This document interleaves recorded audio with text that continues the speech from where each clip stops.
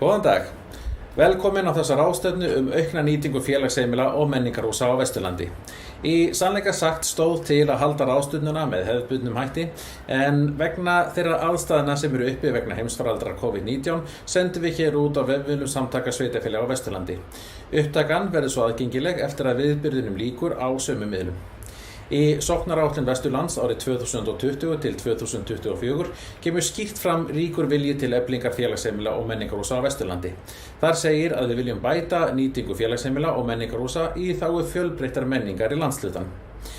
Í ár það svo eitt af áhersluverkefnum sóknaráætlunarinnar að ráðast í þetta verkefni og þessi ráðstefna mikilvægur liður í því.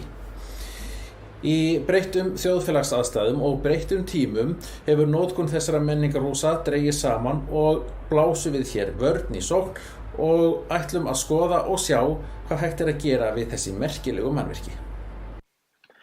Ég ætla að byrja á því að fara yfir dagskrána hérna þessari ráðstefnu menningarhús og félagsheimila á Vesturlandi. Ég heiti Sigursteinn Sigurðsson og menningarfulltrúi Vesturlands hjá SSVAF og opna hér með viðburðinn með umfjöllun félagsheimila og menningarhús á Vesturlandi. Fer í staðan í dag. En þá kemur umfjöllun frá félagsheimilinu Breiðabliki í Miklaholtshreppi en það Eggert Kjartansson sem verður þar með innslag. En það félagsheimili hefur gengið í gegnum endurnýju lífdaga sem gestastofa Snæfellsness. Þá kemur umfjöllun Brúarás sem miðpunktur Saga Geopark en Marta Eiríksdóttir fjallar Brúarás í Hálsasveit og hvernig starfsemi þar hefur blómstrað undanfarin ár. Þá kemur Þórgnýr Dýrfjörð forstjóri Akureyrarstofu sem fjallar rekstur menningarhússins Hofs á Akureyri og einmitt hversu mikilvægt það að hafa öfluga menningarstarfsemi utan höfuðborgarsvæðisins. Við reiknum með því að klukkan 20 mínútur í 11 verður málstofa þar sem að Eggert Kjartansson frá Oddviti í Miklaholtshrepp, Marta Eiríksdóttir frá Brúarási og Þórgnýr Dýrfjörð forstjóri Akureyrarstofu verða gestir og ég bendi á að hægt að senda inn spurningar í gegnum Facebook, kommentakerfi þar, þannig hvet alla til fylgjast vel með þar. En félagsheimili, hvað með það? Ef við sláum þessu inn í íslenska nútímamálsorðabók kemur sú skilgreining að félagsheimili séu bækistöð fyrir félagsstarfsemi og samkomuhús. En félagsheimili eru skilgreind í lögum, það eru lög númer 107 frá 1970 og þar stendur að með félagsheimilum í lögum þessum átt við samkomuhús sem ungmennafélög, verkalýðsfélög, íþróttafélög, lestrarfélög, bindindisfélög, skátafélög, kvenfélög, búnaðarfélög og hvers konar önnur menningafélög standa almenningi opin án tillits til stjórnmálaskoðana, eiga og nota til fundarhalda eða annarra félagsstarfsemi enn fremur samkomuhús sveitarfélaga. Sama gildir sjómannastofur sem sömu aðilar eiga og reka, sjálfstætt eða í tengslu við aðra starfsemi. Þannig að þessi skilgreining ansi hnitmið og víð.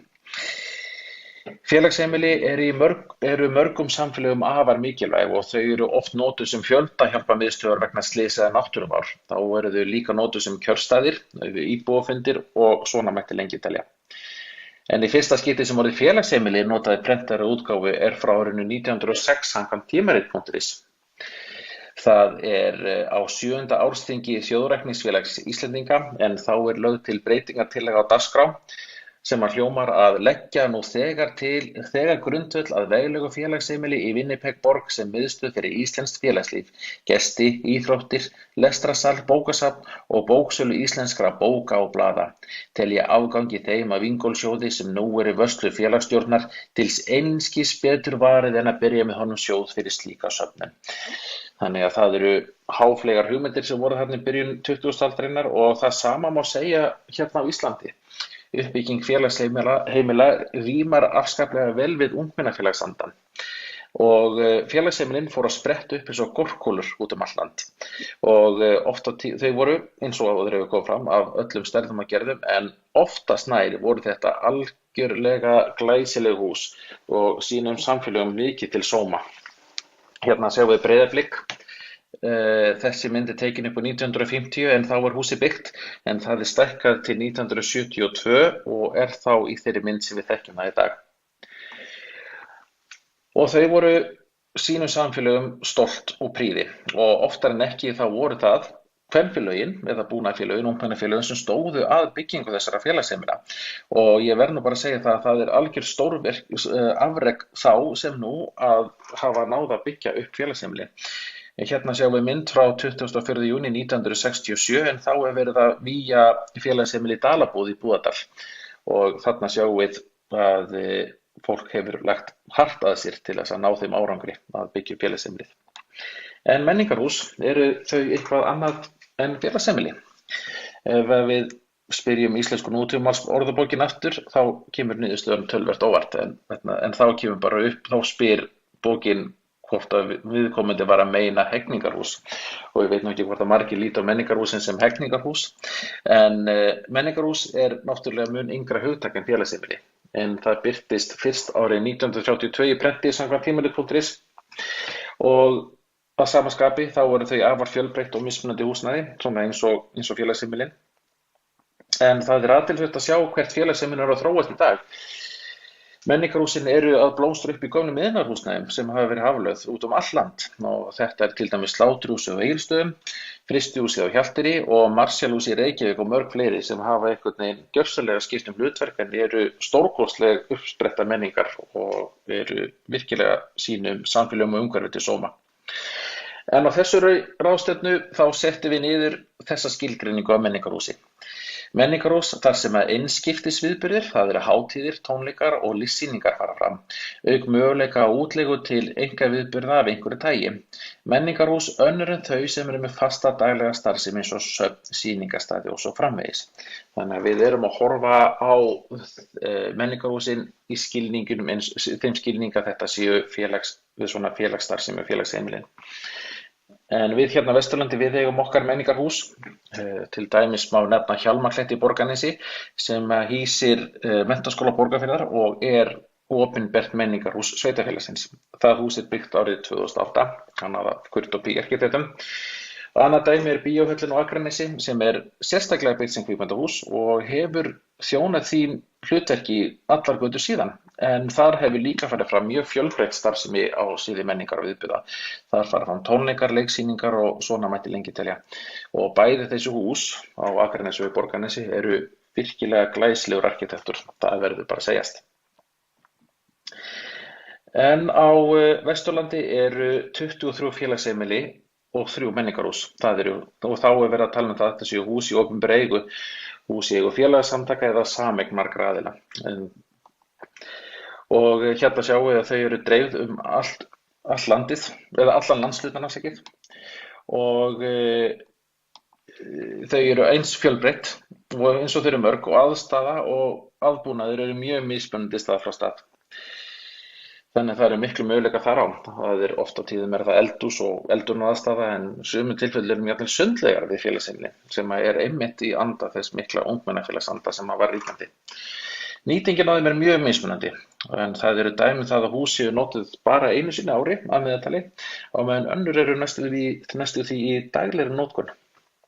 En það slæmt að hús séu ekki mikið notuð, rekstrarkostnaður þá hár miðað við litla nýtingu og svo það hin hliðin að það hægt að láta því fara hreinlega í niðurníðslu sem eitthvað sem ekki gott. En áður við höldum áfram þá verð ég líka að nefna það að á Vesturlandi eru rekin fjölmörg einkarekin menningarhús og það eru framúrskarandi einkarekin menningarhús og það til dæmis dæmi Nýp, Frystikleifinn í Rifi, Listasýla á Hellisandi, Litli Kambur og svona mætti lengi telja. En kollegi minn, menningarfulltrúi á landinu, sagði þessa fleygu setningu þegar var verið að ræða félagsheimilin, hvað á að gera við afa? Þetta þá beinu tilvitnun úr Fossbræðrum. En það dálítið rétt, hvað á að gera við afa? Við viljum náttúrulega að húsin standi áfram og okkur þykir flestum mjög vænt þau og viljum ekki sjá þau kroppast niður. Og þá spyr maður, hvað til ráða? Ég persónulega hef alltaf haldið fram að þar sem eru 4 veggir og þak, það eru möguleikar og skapandi hugsun sé lykillinn.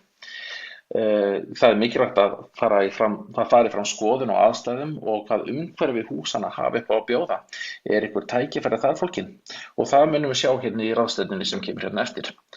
Breiðablik á Snæfellsnesi, Brúarás Saga Geopark í Hálsasveit og Hof með Menningarfélag Akureyrar.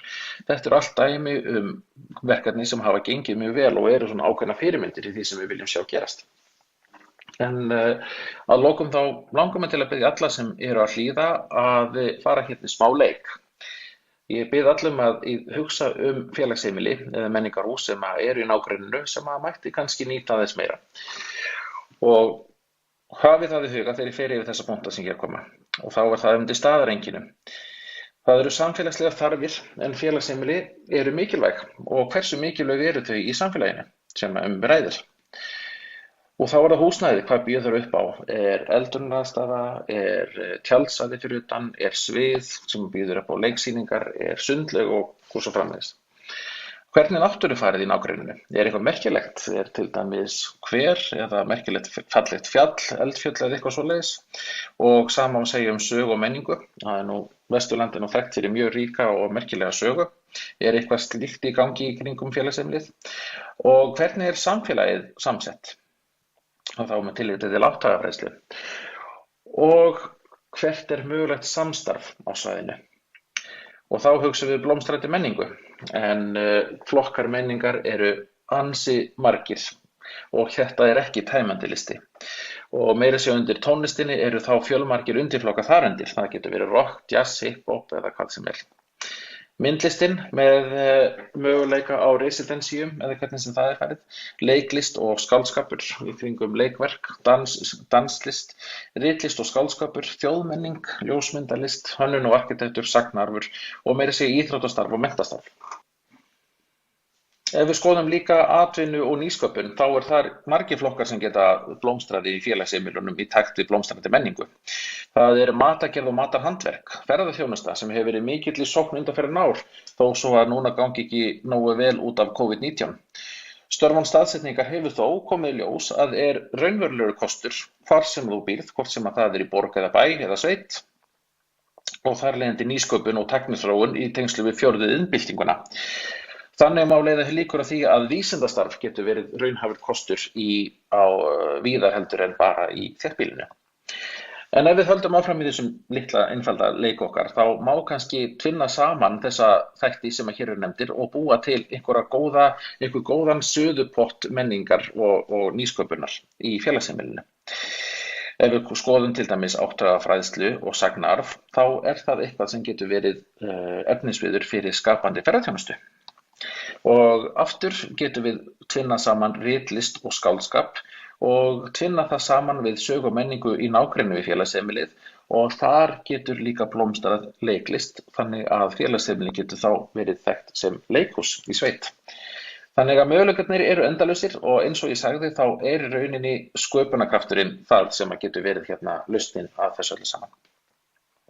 En við skulum halda áfram og tökum núna örlitla pásu og þá tekur hann Eggert Kjartansson, oddviti Eyja- og Miklaholtshrepps með innslag Breiðablik og hvernig það hefur blómstrað sem gestastofa Snæfellsness.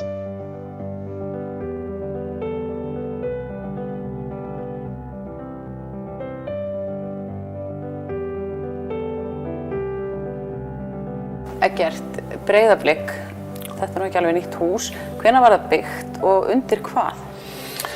Þetta var í raun og veru tekið í notkun, eldri hlutinu var tekið í notkun 1950 og þarna tók við á húsi sem var byggt sem aðsetur í samfélaginu á húsi sem var byggt 1913 á Fáskrúðarbakka sem var fyrsta steinhúsið í raun og veru í Hreppnum og þessi bygging sem var tekið í notkun 1950 tók við af því og þetta var notað bara sem fyrir alls konar samkomur fyrir íbúana og víðar þetta var mikið hús á sín tíma og síðan var byggt við hérna 1972 þessi hluti hér og þetta var mikið líf allum þessum árum það voru ungmennafélag verið með leiksýningar hérna hverjum vetri og það voru miklar samkomur hérna á héraðsvísu.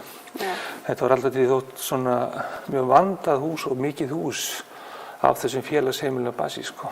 Svo breytist svona eins og gerist og gengur að það var eitthvað að fara að minnka starfsemin sem slíka, það ekki? Jú, það í raun og veru þessi, sko, þetta smátt og smátt að minnka, bæði koma hús út allt, bæði kaupstólum út allt og síðan í raun og veru síðan fóru sveitaböllin að detta út og svo myndi Guttormur í sumarið og þá orðin í sjálfu sér mjög lítið starfsemi í húsinu og þetta í sjálfu sér bara fyrir íbúana að vera með sína félagsstarfsemi og síðan svona uppákomar á sumrin eins og ættamót og annað tvílit. Önnur notkun var ekkert mjög mikil núna seinni árin sko.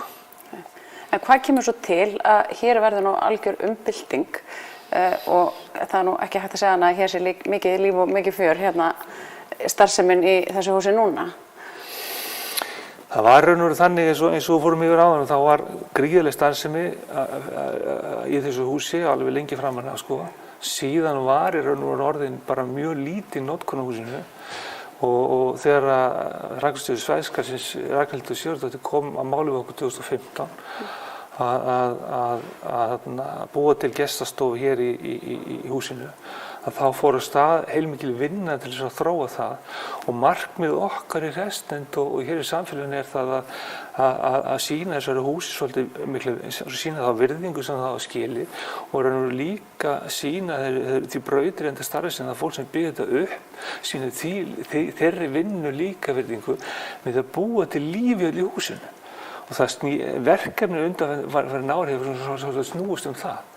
Og það virðist eins og það hefur tekist núna að taka í notkun svæði sem voru bara drastkompur og voru ekkert nýtt, að skapa lífi í öllu húsinu.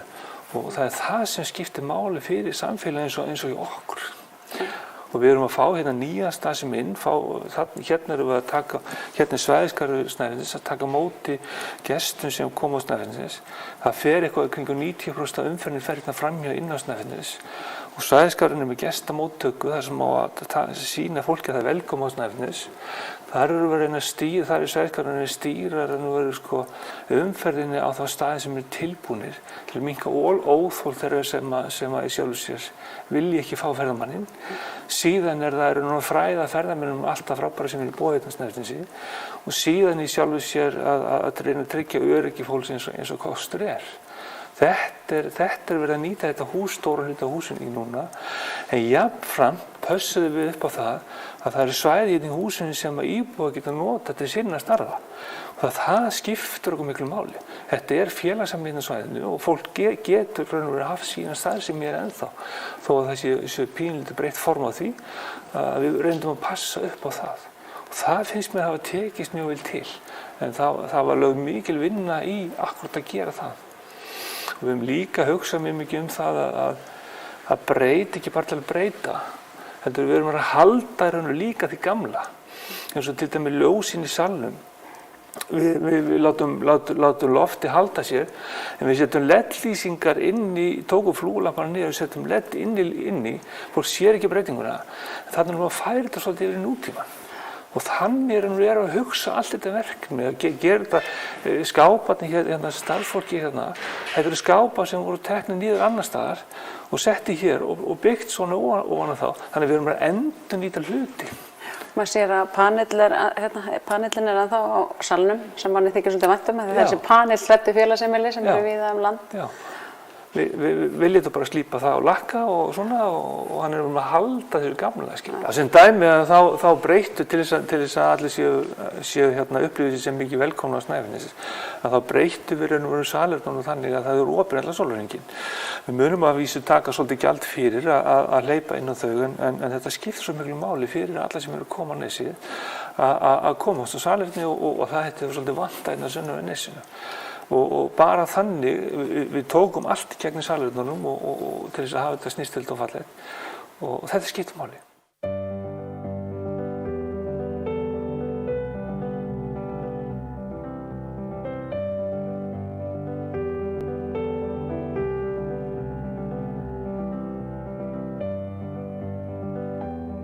Komið sæl.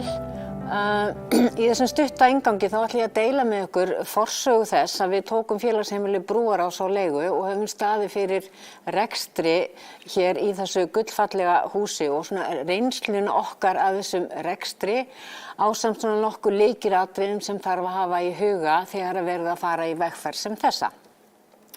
Nú við sem að þessum verkefni stöndum erum alfarið búsett á svæðinu eða að öllu leyti eða í hluta og höfum öll sterkar taugar til svæðisins.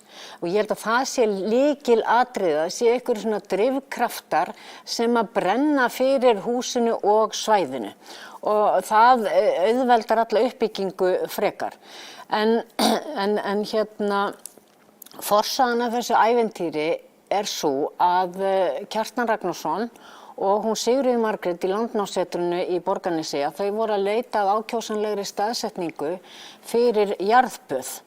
Og eins og kunnugt þá mikill jarðhiti í Stórási og Helgi Eiríksson á Kolstöðum, hann var fljótur að beina sjónum að Brúarási og því að húsið sjálft og staðsetning þess myndi bjóða upp á fjölbreytta notkunarmöguleika fyrir margvíslega starfsemi, svo sem böð eða aðra ferðatengda starfsemi og húsið var á þeim tíma í mikilli niðurníðslu og þurfti að fá andlitslyftingu en virkilega fallega staðsett. Það var þá úr að við fórum að kanna möguleikann á því að leigja húsið til langs tíma og ráðast í endurbætur með það að markmiði að reka veitingasölu, verslun og upplýsingamiðstöð og samkomuhús og aðra ferðatengda þjónustu. Það í meirihluta eigu Borgarbyggðar og kvenfélaganna sitt hvoru megin við ána, annars vegar Hvítársíðu og hins vegar Hálsasveitar og síðan lítill hluti í eigu Búnaðarfélags Þverárþings. Það líka tölur hvað á húsinu þannig að það lá svona kannski beinast við að við tækjum það yfir og gerðum eitthvað áhugavert með það. Reksturinn, eins og ég sagði, húsið var í niðurníðslu og reksturinn var íþyngjandi fyrir sveitarfélögin, bæði sveitarfélögin og kvenfélögin og eins og ég sagði, hann tímabært að ráðast í viðhald. Brúarás sem sagt 46 ára gamalt félagsheimili og byggt sem slíkt og hér hafa verið í gegnum tíðina haldnir viðburðir fyrir sveitungana mestmegnis, náttúrulega böll og það var mikið sveitaböll hér í gamla daga og hér voru haldnar fermingarveislur og erfi með hangikjöti og hvítri sósu og tilheyrandi og öllu slíku og var ágætis nýting af húsinu, náttúrulega söngæfingar og hreppsnefndarfundir og töluverð starfsemi í raun og veru eftir að húsið byggt. Síðan í tímans rás breytist þetta og það má segja að áður en að við tökum við húsinu eru viðburðir sem haldnir í húsinu innan við 10 ári. Og eðlilega, náttúrulega, húsið komið í töluverða niðurníðslu, ekki regluleg mannvist hér eða regluleg notkun og þar af leiðandi hnignar því tiltölulega fljótt og það var miklar endurbætur sem við þurftum að gera og má eiginlega segja það að við höfum líka fært húsið til samræmis við það sem það var upphaflega teiknað til þess að vera. Við gerðum lagbætingar hér á þakinu, settum gras á þakið eins og það var upphaflega teiknað. Nú erum við með orginal litin utan á því eins og var settur í upphafi og arkitektinn sem að hannaði það, Ólafur Sigurðsson og Guðmundur Guðmundsson, þeir voru okkur til ráðgjafar varðandi breytingar á húsinu og það að bara í raun og veru að klára byggingarsögu þess.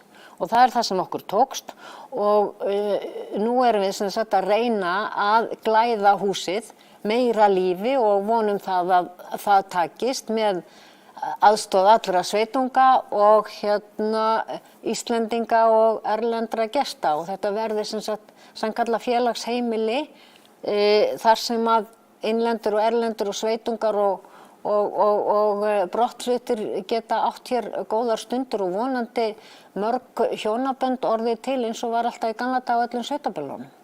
En grundvallaratriði hjá okkur og útgangspunktur var að húsið yrði áfram nýtt sem félagsheimili og samkomuhús og menningarmiðstöð. Auk þess að bæta við annarri ferðatengdri þjónustu, veitingarekstri eða öðrum rekstri. Þannig að þetta fannst okkur bráðsnjöll hugmynd Og eins mikið og okkur fannst þetta bráðsnjöll hugmynd að reyna að búa til fyrirkomulag þar sem allir hafði ávinning af verkefninu. Það fannst okkur mikilvægt og í stað þess að eigendirnir bæru kostnað af húsinu, að þá vildum við búa til eitthvað módel þannig að það væri ávinningur fyrir alla aðila. Því miður þá voru ekkert allir sama sinnis og þó svo að það hefur verið margfaldur meirihluti. Sumir hafðu efasemdir í upphafi þessarar vegferðar þetta fyrirkomulag og samnýtingu hússins og sáu það ekki beint ganga upp fyrir sig og héldu að það væri verið að svipta sig félagsheimilinu. En sem betur fer hafa menn eftir það sem að húsið komið í notkun og menn sjá hvernig þetta samnýtist alveg fullkomlega, að þá hafa flestir skipt skoðun. Samningur leigu á húsinu var svo undirritaður 15. maí 2015 og við opnuðum svo formlega við hátíð athöfn 17. júní 2016. Buðum í stórt kaffisamsæti og það var ánægjulegur dagur og þangað komu yfir 200 manns að fagna þessum tímamótum með okkur. Nú aðeins varðandi endurnýjun á húsinu, að þá var það æriverkefni. Við lögðum strax áherslu á að vinna út frá sérstöðu hússins og þeim fallega arkitektúr sem að forverar okkar, sem að við stöndum í ævarandi þakkarskuld fyrir, fjárfestu í á sínum tíma, en það byrjaði að reisa þetta hús kringum 1972 og við vildum undirstrika arkitektúrin í húsinu, en það kom það í ljós þegar við fórum að rífa hér ýmsar viðbyggingar eða viðbætur, að þá opnaðist þessi heimur sem samspil arkitektúrsins og gluggasetningarna í húsinu og þá sér maður hvernig staðsetningin spilar lykil hlutverki í hönnun hússins. Og kannski gaman að segja frá því líka að bændurnir á sínum tíma, þegar var verið að reisa þetta sem tók náttúrulega nokkuð tíma, að þá gekk þetta undir nafninu Horngrýtið og það segir manni svolítið það að þeir sjálfboðaliðar og bændur og fleiri hafi verið orðnir svolítið leiðir á byggingu hússins en hefðu frekar vilja byggja eitt kassalaga hús, hefðu verið fljótur að því. En fyrir vikið, að því að menn fjárfestu í arkitektúrnum á sínum tíma og voru framsýnir, að þá stöndum við hér með þennan gullmola sem þetta hús á þessum fallega stað.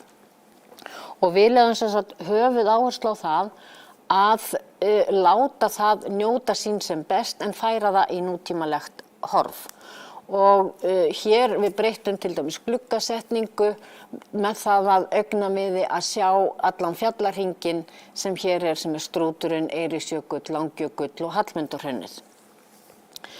Nú í dag rekum við hér veitingasölu og tónlista- og viðburðastað og margir hafa orðið að þetta sé falinn demantur, náttúrulega með stórkostlegri útsýni og góðum mat og bakkelsi og á sanngjarnu verði.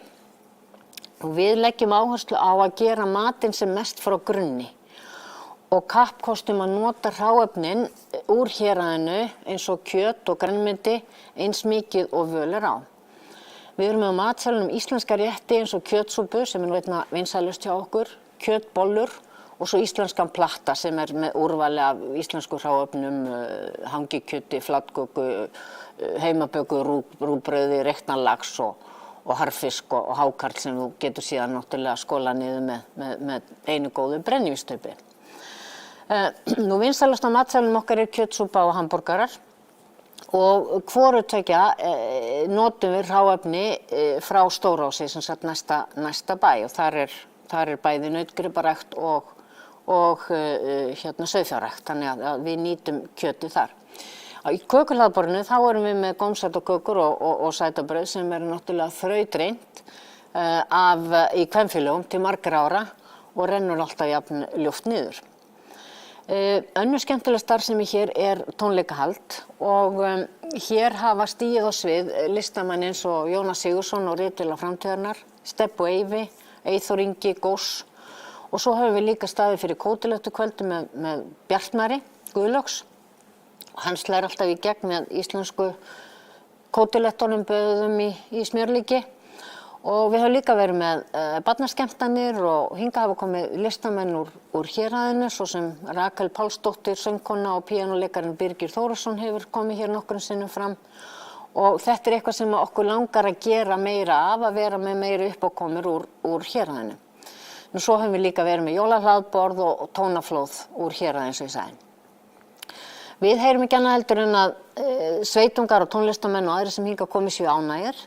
Og það meira þess að sumir sem koma hérna hverju einastu tónleika og í vaxandi mæli kemur fólk frá höfuðborgarsvæðinu, gagngert á tónleika.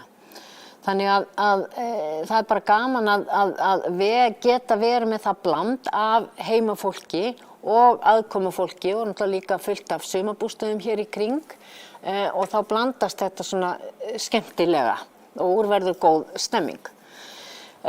Eins og ég sagði í upphafi líka, þá gegnir húsið alltaf áfram hlutverki sínu sem félagsheimili og við höfum ekki heyrt annað heldur en það sé bara almenn ánægja með það fyrirkomulag þegar að menn hafa séð hvernig það virkar. Hér haldin góðugleði með tilheyrandi dansi og tjútti og jólaskemmtanir, spilakvöld og fundir og fleiri samkomur. Og auk þess húsið líka kjörstaður fyrir sveitina.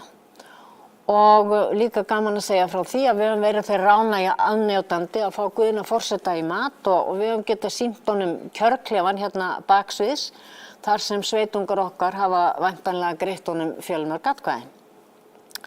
Nú við myndum gjarna vilja sjá meiri starfsemi í húsinu því það hentugt fyrir ýmsa aðra viðburði eins og fundir, ráðstefnur, skólastarf og svo líka náttúrulega kjörið. Við erum með gott rými hérna til þess að setja upp sýningar af margvíslegum toga og ég held að vera kjörið til dæmis að vinna með aðilum sem að annast sýningarhald hér á Vesturlandi. Svona í lokin þá langar mig að segja að þetta kostnaðsamt og þetta mikil vinna en svakalega gefandi að sjá hús eins og Brúarás ganga í endurnýjun lífdaga og fyllast af fólki og gegna aftur því hlutverki sem að það byggt til þess að sinna. Það að vera samkomustaður fyrir heimamenn og gesti. Takk fyrir.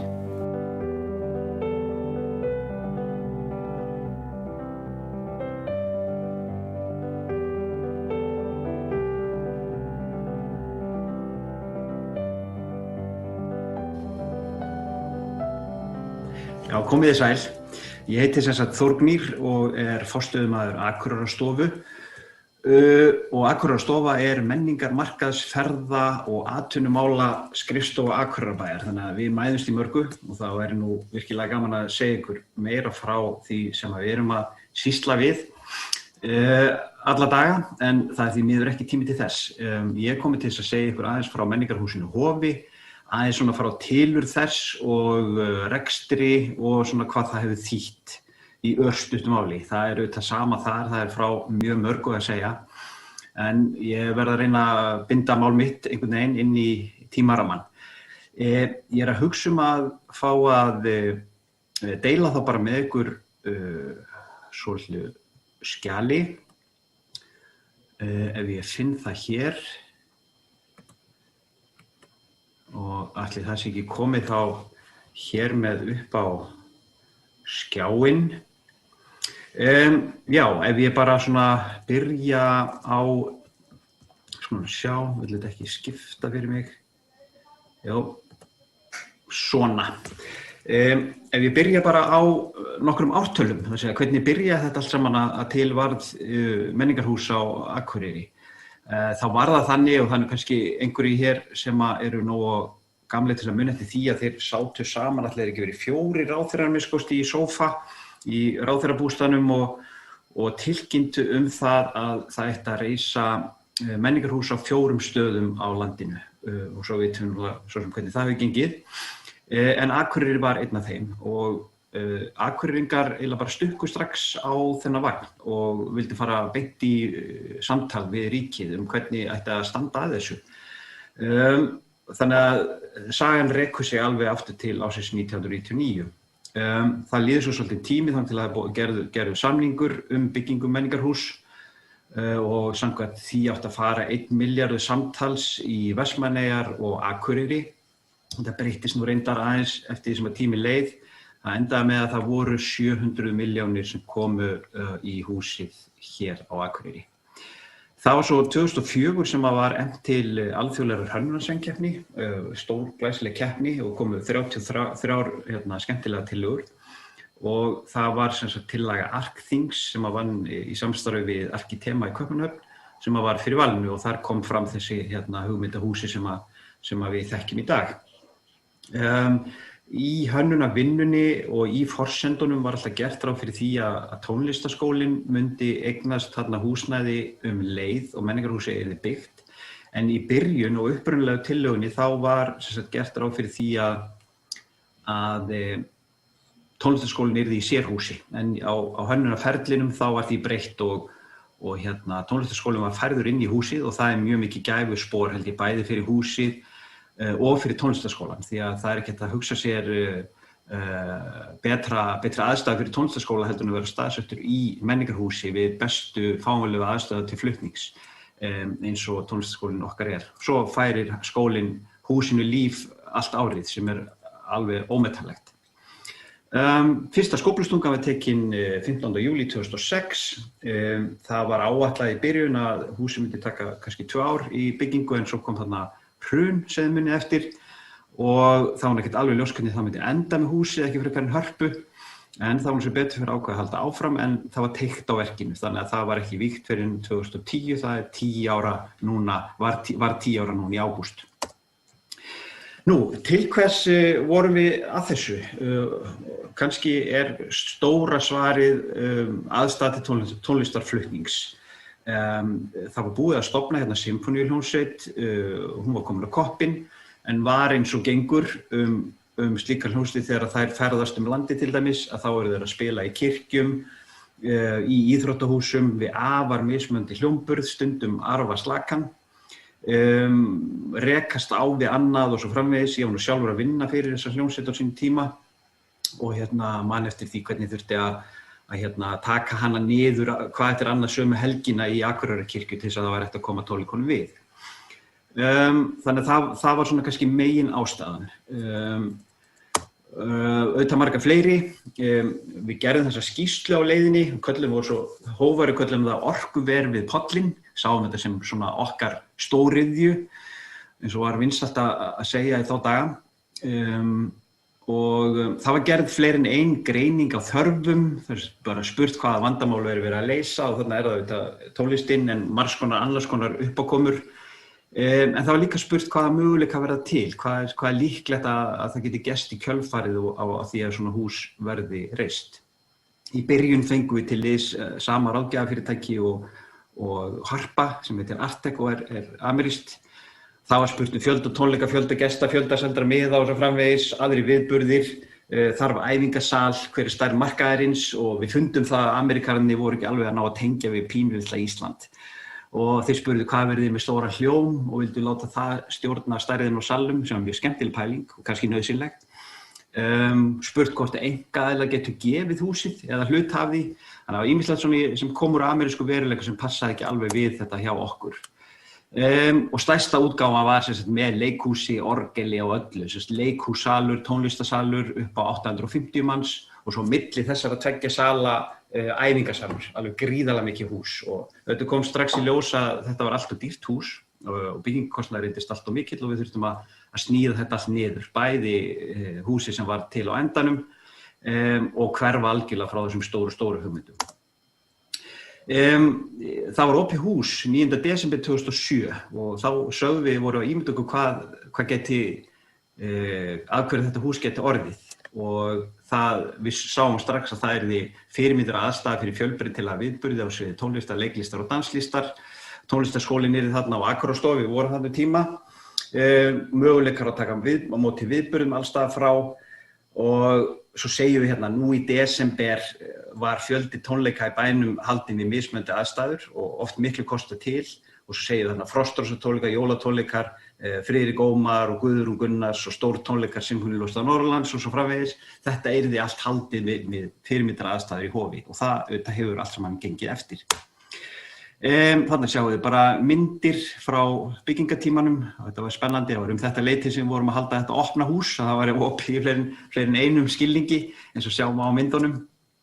En hverju hefur húsið breytt? Svo við förum alveg geysilega hratt yfir sögu. Þið vitið kannski að við endum með þennan 500 manns sal sem stærri salurinn okkar og þið sjáu hérna á myndinni hægra megin og svo annar salur með plássi fyrir 200 manns á flötugólfi. Það svona 2 megin salinir í húsinu. En hverju hefur þetta breytt? Ég held við getum sagt að þetta hafi styrkt í sessi hugmyndina að menningarlíf sé nauðsynlegur innviður í hverju samfélagi og við erum komin þangað. Það engin lengur að efast það. Þetta hefur líka gert það verkum að við höfum fengið svona aðra miðju í viðburðahald á Íslandi og það mjög mikilvægt fyrir menningarstarfið á landinu. Allir þekkja græna hattinn, þannig að hver skipti sem að góð íslensk hljómsveit fer á tónleikaferðalag þá alltaf græni hatturinn nefndur leið og í sömu andrá og einhver góður staður í miðborg Reykjavíkur. Og þannig verður miðborg Reykjavíkur eða miðbær Akureyrar hluti af miðborg Reykjavíkur og það verður svona til hjámiðja og þetta dýnamískt og skemmtilegt og þetta gott. Húsið hefur auðvitað þýðingu fyrir Norðurland allt og drjúgan hluta Austurlands líka. Upptökusvæðið okkar alveg 35–6.000 manns og skiptir þannig miklu máli ekki bara fyrir Akureyrar heldur landshlutann allan og Austurland. Og þetta ýtir undir atvinnustarf í listum. Margir þekkja það að við erum með menningarsamning við ríkið og megin inntakið í honum að byggja upp atvinnumennsku í listum. Og hugmyndin auðvitað að menntað fólk í listum geti átt fleiri kosti heldur bara að setja sig niður á höfuðborgarsvæðinu. Undirtextinn í þessum samningi kannski að Akureyri sé svona second city á Íslandi og þetta styður undir þá hugmynd og ég held að það sé mjög æskilegt fyrir íslenskt samfélag að gera ráð fyrir því að það séu fleiri en ein miðja í öflugu menningarstarfi. Nú að lokum að segja kannski að þetta stækki hugmyndina samfélag, bara að eiga svona hús. Bara nákvæmlega eins og háskóli gerir, eins og millilandaflug, daginn eftir að millilandaflug byrjar, þá líður pínlítið eins og þú búir í öðru samfélagi heldur en deginum á undan. Það bara nýjir möguleikar sem hafa opnast. Við sjáum núna bara upp á síðkastið að þá hafa skapast eiginlega óvæntir atvinnumöguleikar þarna því að Sinfóníuljómsveit Norðurlands að reka kvikmynda tónlistar hljómsveit sem tekur upp tónlist fyrir kvikmyndir og sjónvarp. Og þetta með ólíkindum hvað þetta hefur vafið upp á sig og í gegnum COVID hefur þetta verið eini staðurinn þar sem hefur verið hægt að taka upp eða einn af mjög fáum stöðum í heiminu sem hægt hefur verið að taka upp. Og þannig erum við að flytja út tónlistakunnáttu og við erum að fá erlendan gjaldeyri í staðinn. Já, en eins og ég segi, þetta stækkar hugmyndina samfélag og það kannski svona lokapunkturinn að manni líður eins og maður búi í samfélagi með miklu meiri möguleika þegar að til staðar öflugt menningarhús eða félagsheimili sem að breytir einfaldlega bara lífinu og möguleikum til þroska og lífs. Þannig að kannski það mikilvægasta. Ég ætlaði að segja ykkur aðeins frá peningamálum og rekstri en mér sýnist að ég hafi bara sennilega ekki tíma til þess. Þannig að ég að hugsa að þakka fyrir. Kannski getum við bara farið betur yfir það í spjallinu núna á eftir. En þá þakka ég fyrir mig í bili.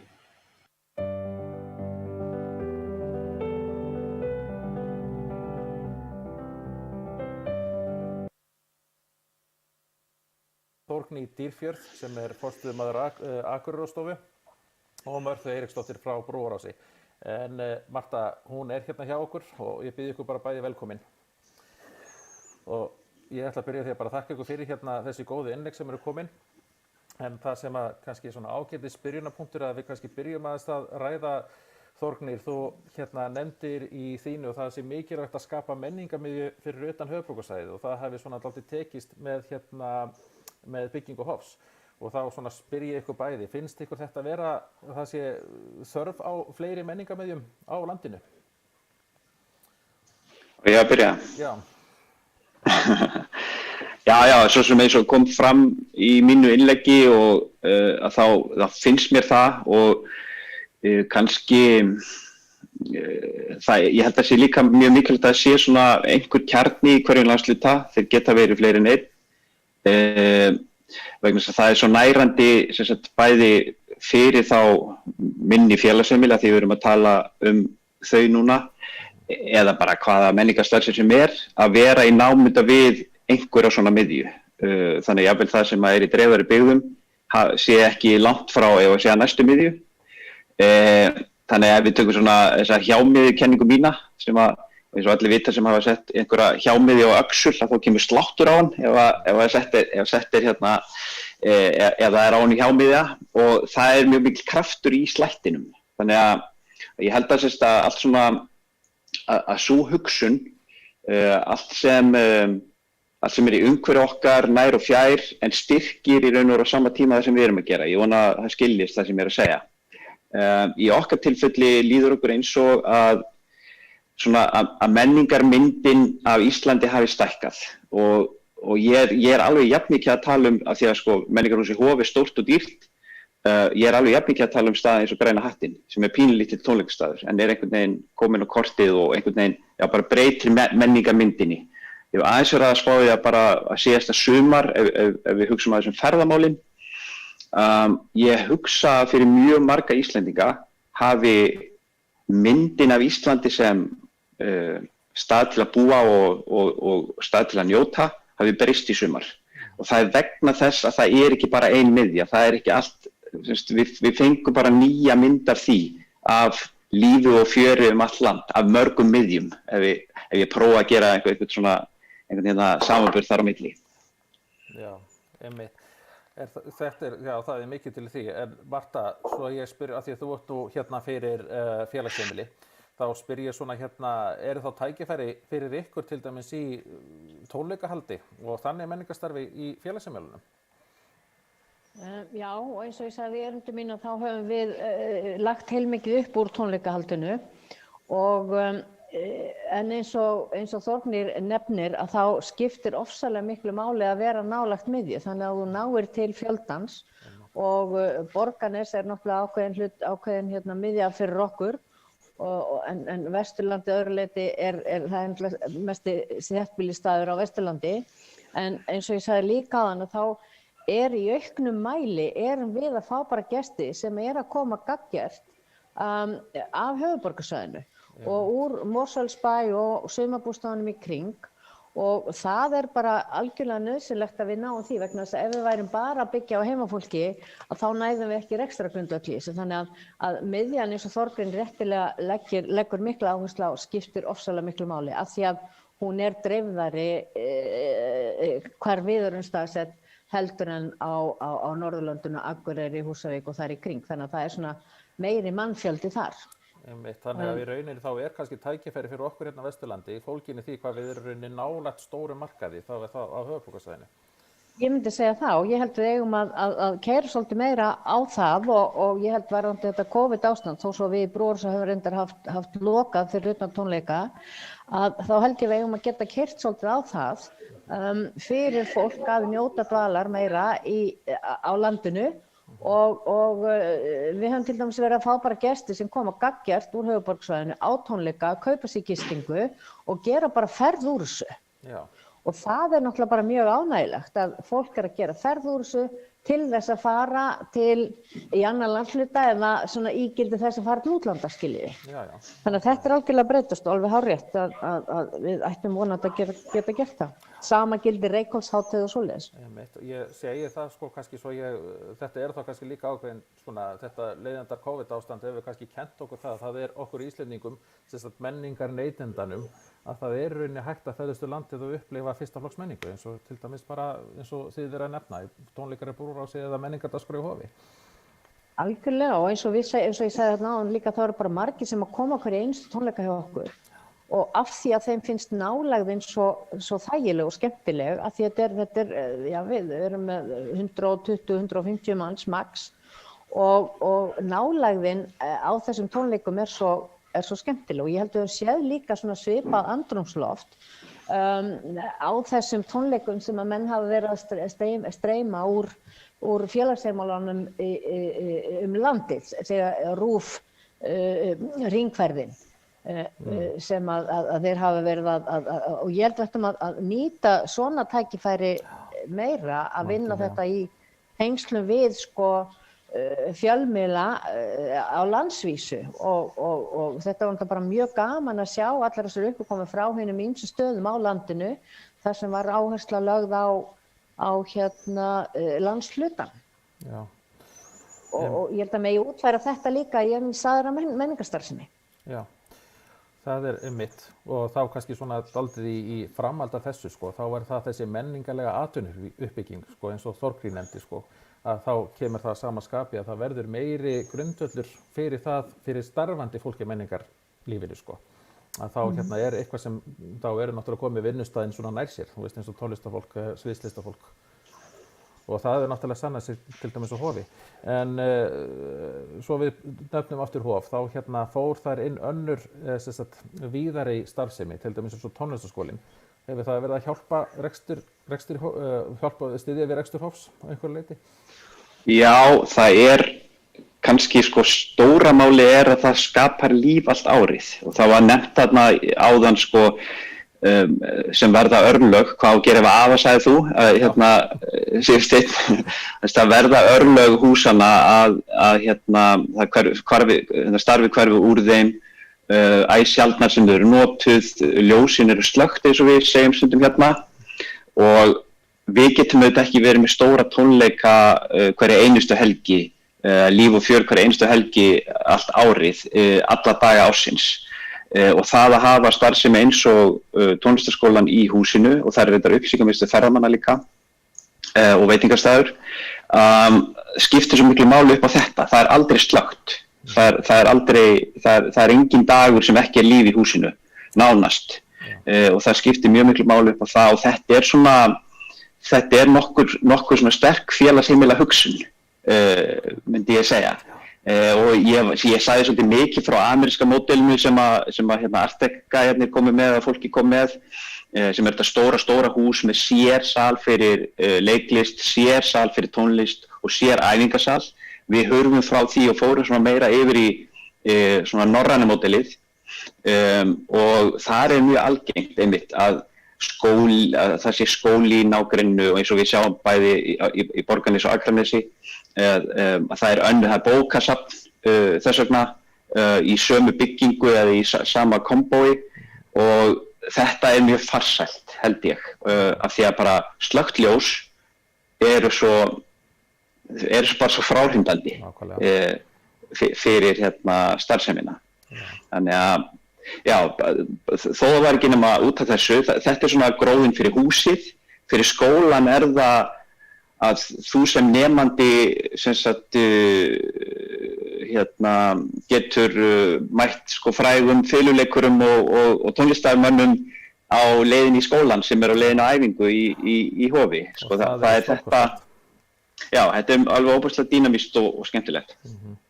Já, það það og þetta og ég svona dálítið, finnst það athyglisvert að skuli nefna þetta sé svona þessi félagsheimila hugsun með menningarhúsin og ef ég man rétt þá var það fyrsti framkvæmdastjóri Hörpu, hann held ég hafi notað þetta slagorð að Harpa væri félagsheimili þjóðarinnar sem svona kannski dálítið það sem við erum að hugsa en það athyglisvert að hann Eggert frá Breiðabliki, hann nefndi það sem hann var stoltastur af í því verkefni var það hversu mikið húsið notað og hann nefnir þá að virðing hússins sé lyft upp á nýjar hæðir og það eru þarna rými í Breiðabliki sem að voru bara notaðar sem geymstur fyrir sem núna eru komnar í bara í fullan rekstur eins og til dæmis með bara útleið og skrifstofun til dæmis þannig að þetta og það athyglisvert að sjá hvað verður mikið dýnamík til þarna úr. En Marta, nú eru þið með svona hálfgerða miðstöð fyrir Saga Geopark í Brúarási. Var það eitthvað svona hugsunin þegar þið fóruð af stað með ykkar verkefni? Já, það var hugsunin og í þessu Geopark var búið að svona eyrnamerkja nokkra staði sem áttu að vera móttökustaðir og þar með var Brúarás.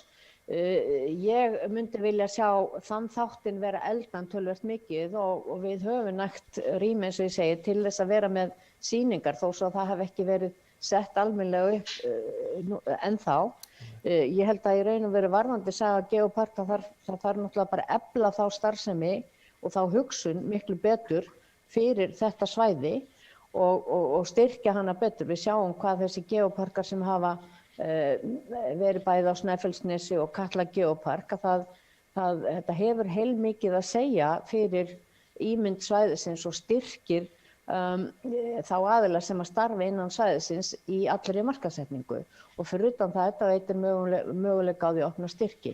Þannig að ég held í raun að veru það sem að þarf að gerast miklu meira í þessu Saga Geopark það þarf að efla þá starfsemi og finna henni miklu skýrari farveg. Já, og þá þá bara tækifæri einmitt fólkinu því. Algjörlega, við höfum alla aðstöðu til þess að sýna þetta og til þess að byggja upp sýningar og til þess að byggja upp móttöku, stofu og allt slíkt. Þannig að öll aðstöða fyllilega fyrir hendi en það þarf náttúrulega að byggja konseptið betur upp held ég. Já, einmitt. En það náttúrulega þá bara verkefni þróun svona eins og menn segja. En þú nefnir einmitt sko að í þínu erindi að samspil starfseminnar í húsinu og góður arkitektúr og hönnun hafi átt þar mikið við. Heldur það eigi alls staðar við, bara í öllum félagsheimilum, eins og hvernig í þeim stílum sem þau eru hönnuð í?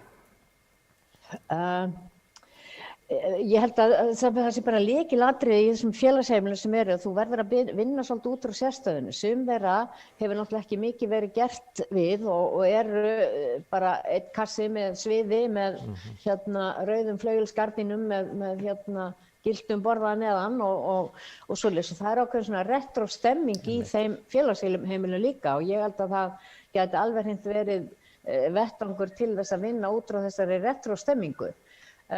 Þannig að ég held að menn verði alltaf hreint að líta á sérstöðu húsins fyrst og fremst og vinna út frá henni.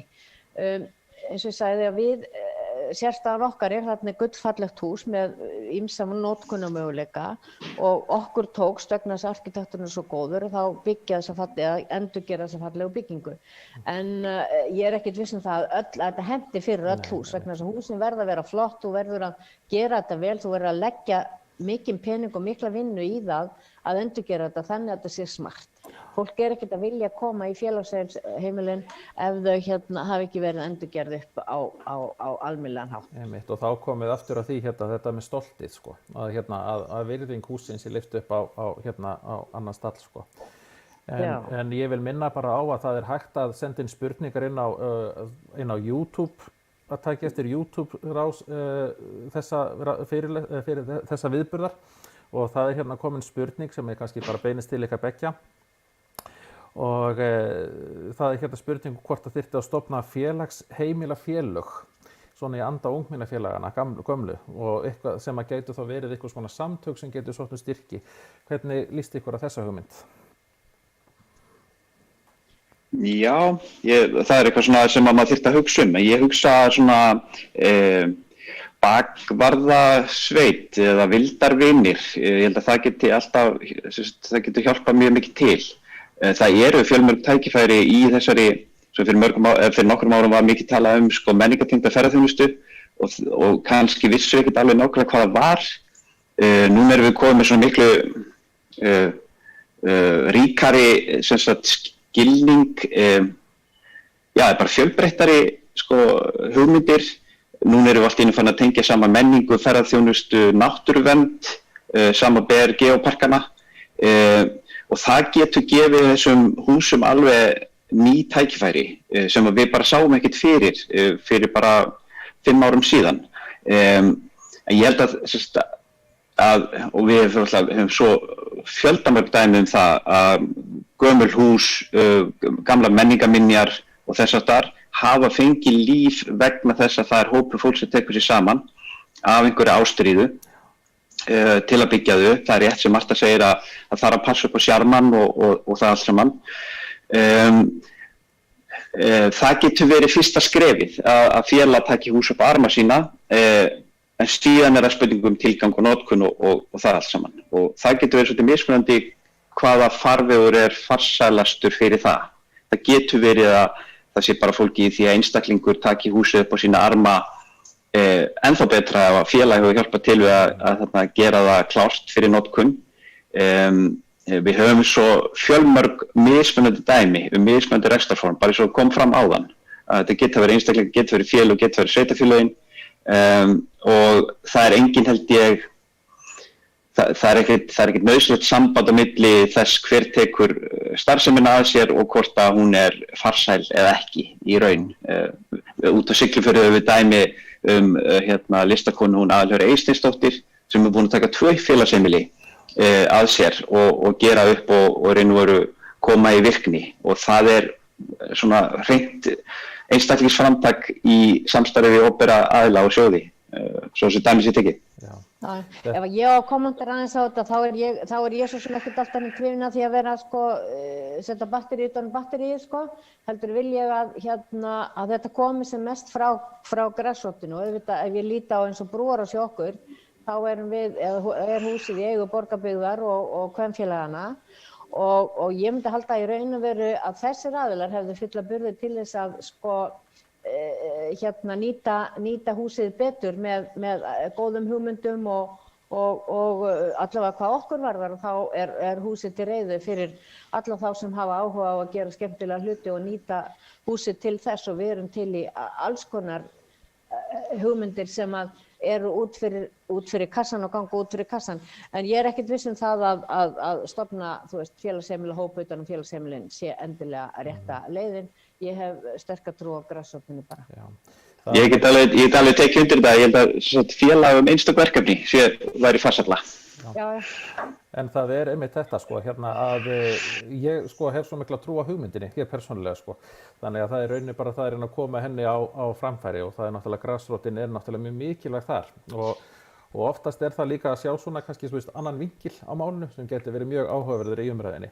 En það önnur spurning sem svona beint til þín, Þórgnýr, og það var mjög áhugavert að fá innlegg rekstur hofs, ef þú getur gert það, pakka því saman í mjög stuttan. Já, ég skal reyna.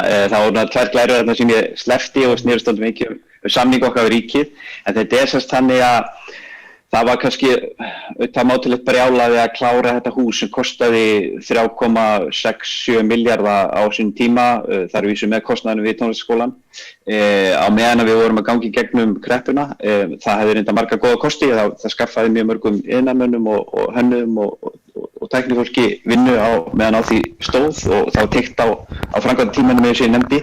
En húsið semst alfarið í eigu Akureyrarbæjar og rekið af Akureyrarbæjar, og þegar það tekið í notkun 2010 þá það ansi svona stór biti að kyngja fyrir rekstur bæjarsjóðs, og það var bara beinlínis þannig að það fundu allir sem eru háðir rekstri sveitarfélagsins að það þurfti að þrengja þið viti, 1/4 gat í beltinu hjá leikskólunum og skólunum og öllu til þess að rúma inn þennan þó nokkuð dýra rekstur sem að kosta okkur, húsalega núna sé ekki 270 milljónir ári, eitthvað þess aftar, fyrir utan svo að við styrkjum starfsemina í húsinu.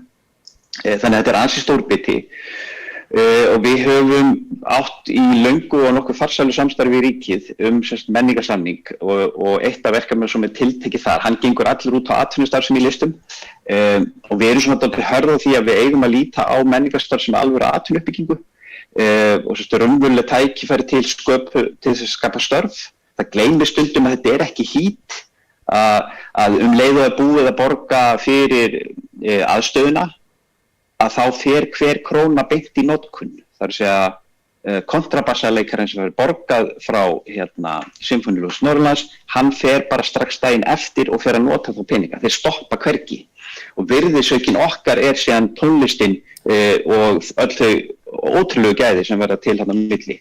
En við höfum verið að sækja á ríkið aukna þátttöku, og við höfum gert svo djörfa að bera saman þær atvinnustofnanir sem við erum að reka á Akureyri bara við þær stofnanir sem að ríkið að fjármagna á höfuðborgarsvæðinu.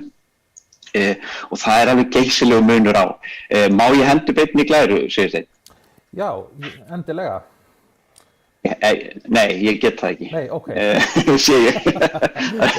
Það skiptir ekki öllu máli, en svona til samanburðar, ef við tökum bara saman framlög ríkisins til Sinfóníuorkestrar Íslands, Þjóðleikhúss, Listasafns og Hörpu, þá eru þau samtals núna á yfirstandandi ári rétt tæpir 4 milljarðar, takk ég eftir 4 milljarðar, en framlagið til samsvarandi verkefna á Akureyri eru rétt rúmlega 200 milljónir.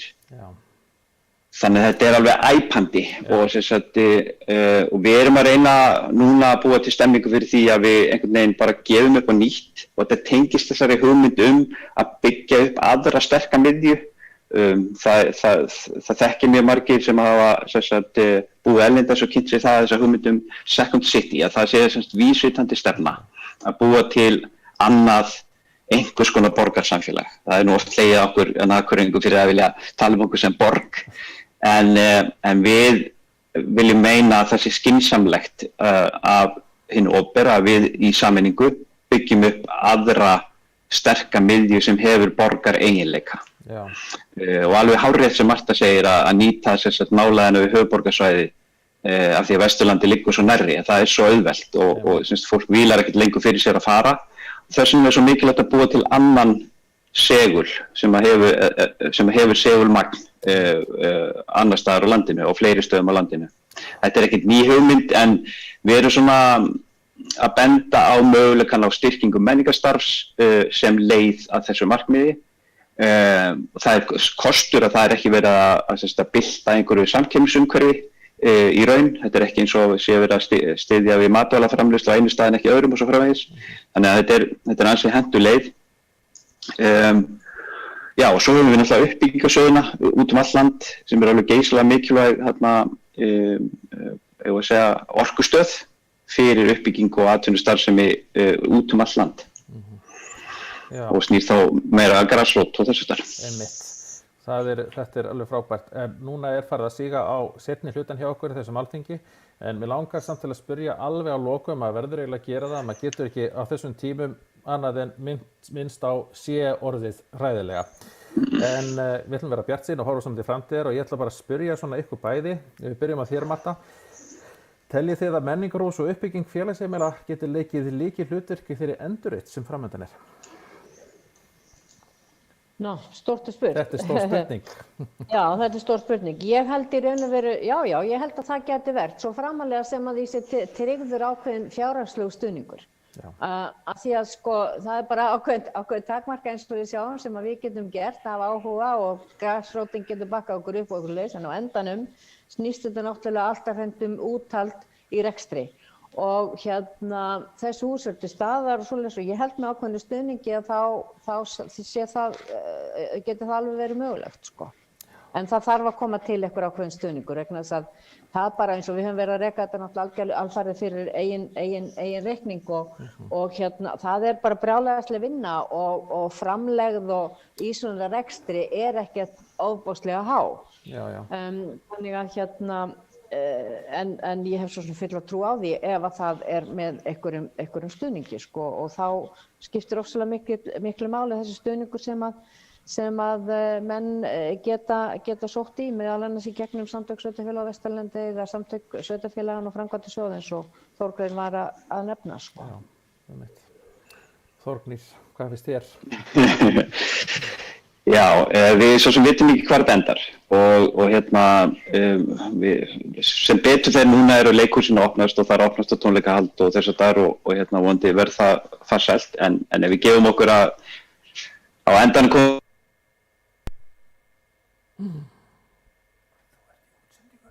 Já, heyrðu, þarna gerðist eitthvað. Ég ætla að förum hérna aftur inn á. Alltaf eitthvað sem getur gerst þegar það er bein útsending.